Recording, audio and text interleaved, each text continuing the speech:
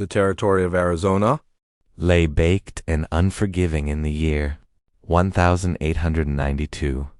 The ranch known as Dead River was little more than a sun-scorched patch of dust, reflecting the economic ruin of its owner.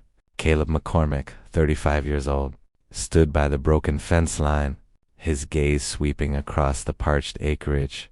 His hands were calloused from years of labor, yet those years had yielded only a crushing burden of debt. The drought, now stretching into its third devastating year, had decimated his herd and his prospects. He had borrowed heavily from the local bank, which was merely a front for the powerful Imperial Railroad Company. Caleb knew the company held his life in its ledger. His land, Dead River Ranch, was not simply a failing cattle operation. It was a crucial strategic point. It bordered the deepest canyon in the region, the only viable pathway for the planned railroad extension intended to reach the lucrative silver mines in the distant mountains. The railroad company had tried and failed to purchase the land outright, blocked by an obscure old territorial land act that protected Caleb's specific parcel from arbitrary seizure. Into the dusty quiet of the town of Sandstone rode Victor Hughes, the Imperial Railroad Company's smooth and utterly ruthless representative. Hughes was immaculate in his city clothes, a sharp contrast to the grit and weariness of the frontier. He did not come alone.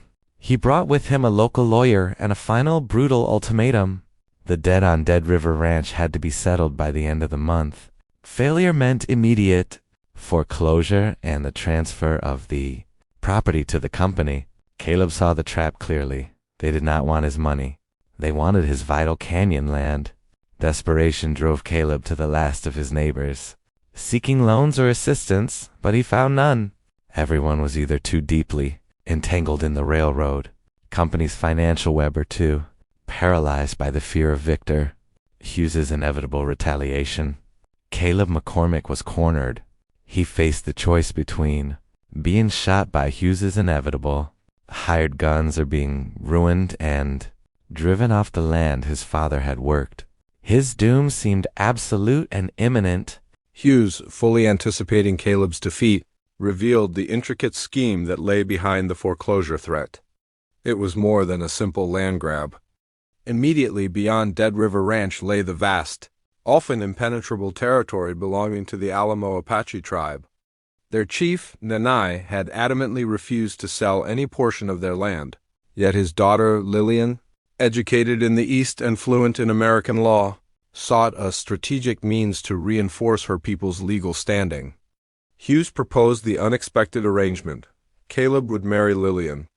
This union would legally merge Caleb's ranch with a segment of the reservation, a move that, under the old Territorial Cooperation Act, granted the tribe specific concessions and federal protection against external pressures. This legal maneuver would transform the combined property into a domain too legally complicated and politically sensitive for the railroad company to seize immediately.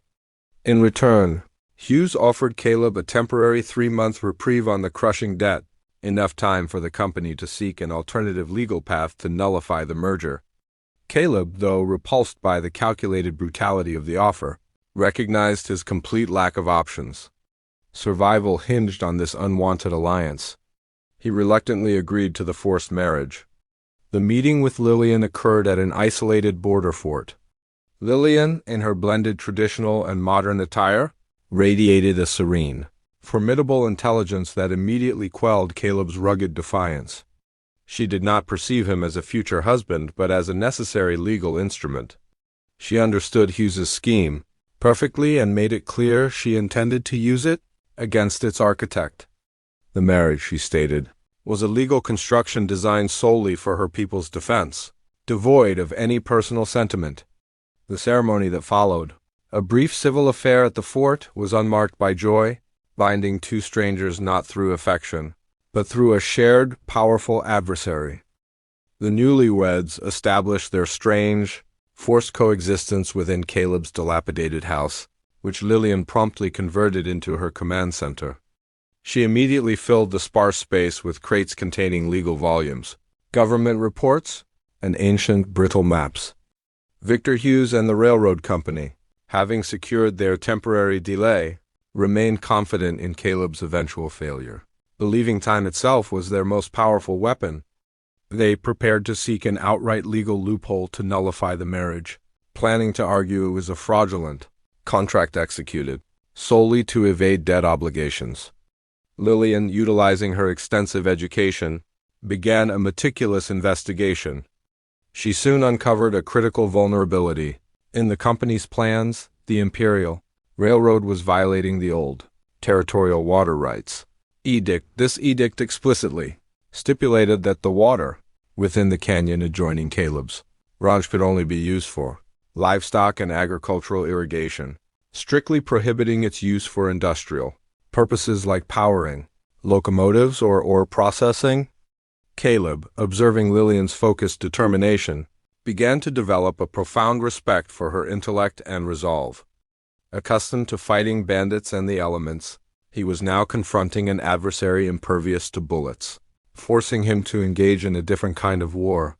He started assisting her, contributing his intimate knowledge of the land to locate old boundary markers and forgotten ownership documents.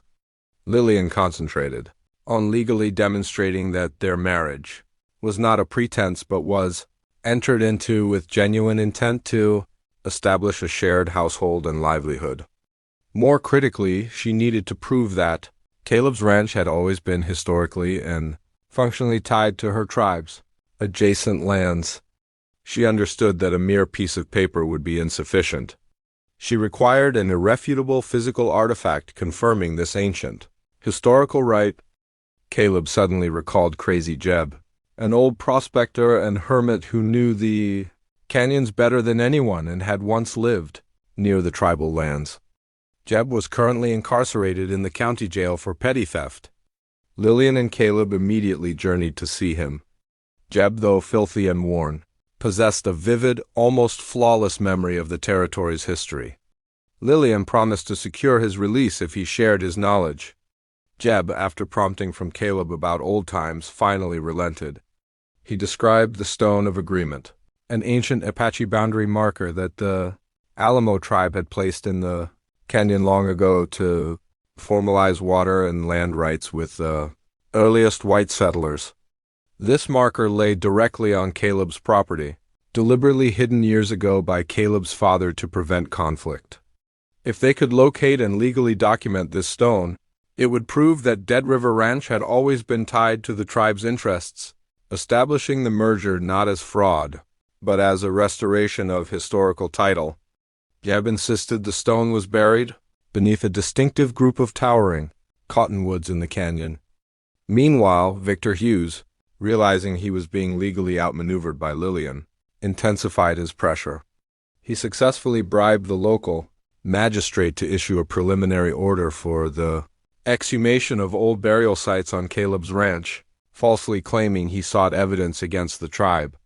His true intention was to force the tribe to withdraw, due to the sanctity of the graves. This placed Caleb and Lillian in a desperate race against time. They had to find the Stone of Agreement and officially record it before Hughes began his destructive and sacrilegious work on the land. Caleb and Lillian immediately plunged into the canyon, desperately searching for the Stone of Agreement. They worked through the day and well into the night, guided by Jeb's vague directions and Lillian's brittle tribal maps.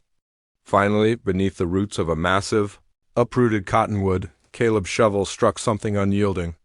Together, they unearthed a heavy slab of local sandstone, deeply carved with the ancient symbols of the Alamo people. The pivotal artifact was secured. That same morning, Hughes, supremely confident of his imminent victory, arrived at the ranch with a detachment of hired guns and the compliant, corrupt sheriff. He commenced operations by demolishing an old outbuilding on Caleb's property, claiming it obstructed vital surveying work. His true objective was to provoke Caleb into an act of armed resistance. Caleb and Lillian returned precisely at the moment of the confrontation. Lillian, utterly composed, walked directly toward the advancing mercenaries. Caleb stood at her shoulder, his rifle resting in his hands, ready for violence. Lillian presented the stone of agreement, announcing to the sheriff and a stunned Hughes that she had not only proven her people's historical water rights, but that Caleb, as her legal husband, was now a protected member of the tribal confederation. Under the terms of the Territorial Reservation Protection Act of 1878, she explained this specific act legally barred federal authorities from interfering in land disputes involving merged tribal and private properties. Hughes, raging, ordered his men to seize the stone and arrest Caleb on charges of fraud. A swift, brutal skirmish erupted. Caleb, utilizing his intimate knowledge of the terrain, managed to incapacitate several of Hughes's men. When a mercenary lunged for Lillian, Caleb instinctively shoved her aside, taking the blow of a rifle butt himself. He fell hard, but managed to shove his own rifle into Lillian's waiting hands. At that critical juncture, witnessing the defense of his daughter and his ancient rights, Chief Nanai and his warriors emerged from the canyon.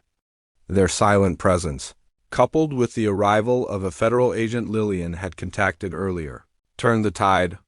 The agent, after quickly reviewing the Stone of Agreement and Lillian's legal filings, declared the land dispute under federal jurisdiction for the purpose of tribal rights, immediately halting all railroad company operations.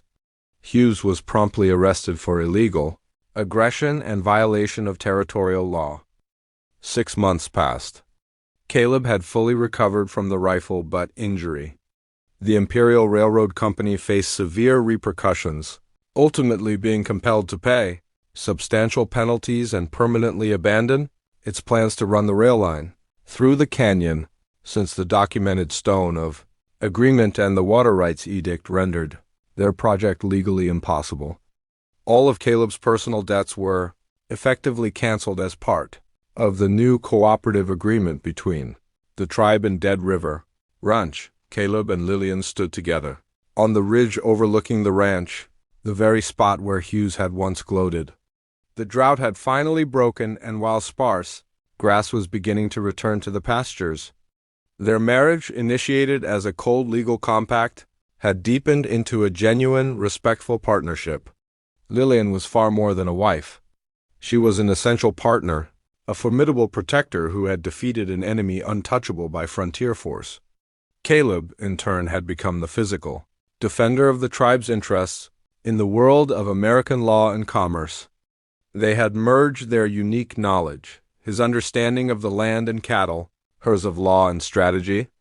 Their union became a potent symbol of a new frontier, one where old cultural divides yielded to the necessity of unified resistance against corporate greed. They looked out over their shared land, secure in the knowledge that it was protected not just by Caleb's rifle, but by the Territorial Cooperation Act that Lillian had masterfully turned into their shield. They were building a future that neither of them could have secured alone,